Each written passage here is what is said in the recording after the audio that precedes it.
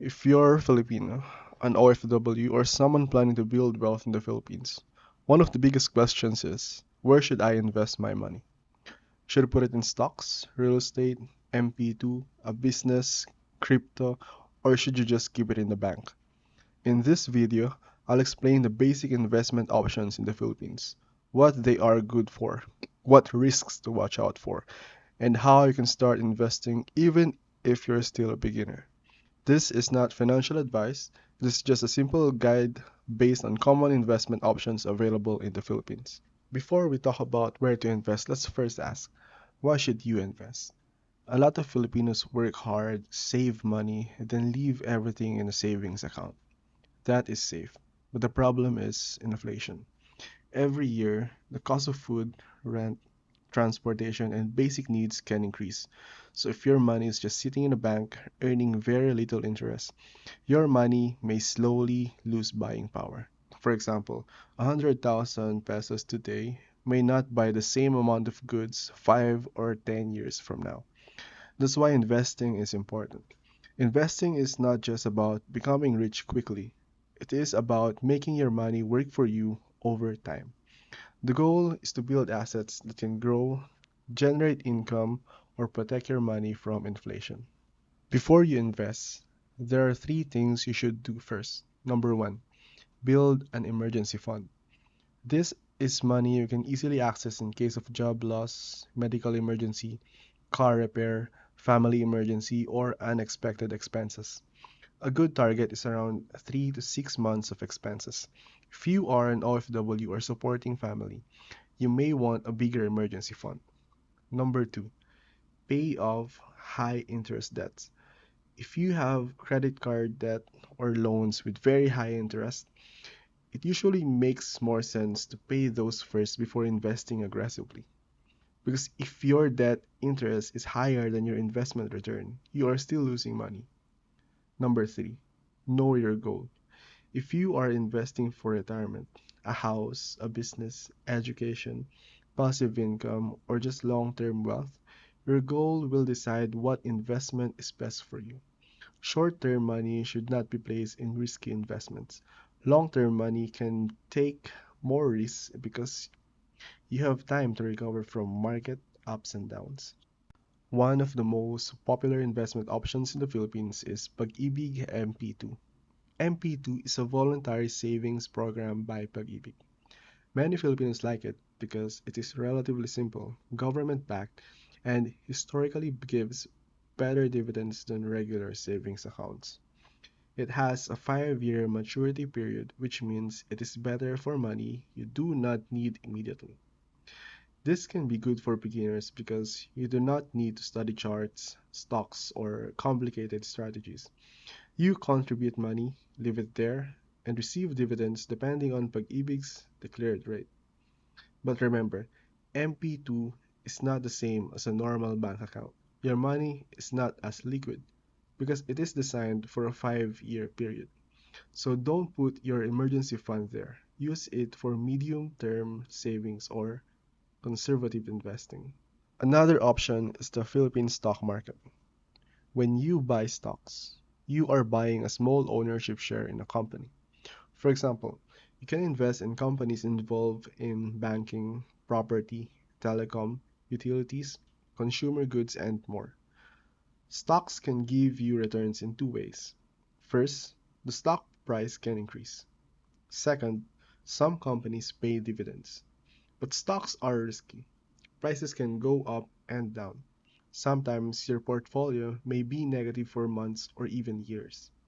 That is why beginners should not just buy random stocks because someone online said it will go up. A safer beginner approach is to study index funds, blue chip companies, or dividend paying companies. If you want to invest in Philippine stocks, you can open an account with a licensed broker, then you can buy and sell stocks online. Stocks are better for long-term goals, not money you need next month. If you don't want to pick individual stocks, you can look at mutual funds, UITFs, or index funds. These are pooled investments. That means your money is combined with money from other investors. and the fund manager or fund strategy invests it for you. For example, an equity fund may invest in Philippine stocks. A bond fund may invest in government or corporate bonds. A balanced fund may invest in both stocks and bonds. This is easier for beginners because you don't have to choose every individual company. But you still need to check the fees, performance, risk level, and investment objective. If you are a long-term investor, an index fund can be interesting because it follows a market index instead of trying to beat the market. The main advantage is simplicity. You can invest regularly every month and let time do the work. Real estate is probably one of the favorite investments of Filipinos. Many people want to buy land, a condo, a townhouse, or an apartment for rental income. Real estate can be powerful because it is a physical asset. It can appreciate over time and generate monthly rent.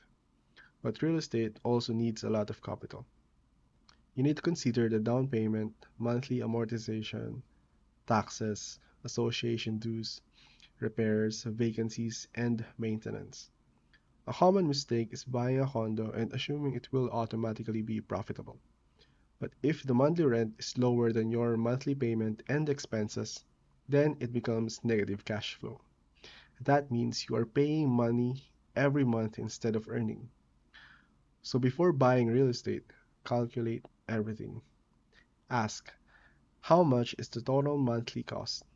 How much rent can I realistically get? What if there is no tenant for 3 months? Can I still afford the payment? Is the location actually good? Real estate can be good, but it is not always positive and not always easy. Another way to invest in the Philippines is starting a business. This can be a small online business, buy and sell, food business, rental business, service business, or something related to your skills. Business has high potential returns, but it also has high risk. Unlike MP2 or stocks, a business requires active effort. You need to handle customers, employees, suppliers, marketing, accounting, permits, and operations. For OFWs, this is even harder because if you are abroad, you need someone trustworthy to manage it. A business can make you wealthy, but you should not enter it blindly. Start small if possible.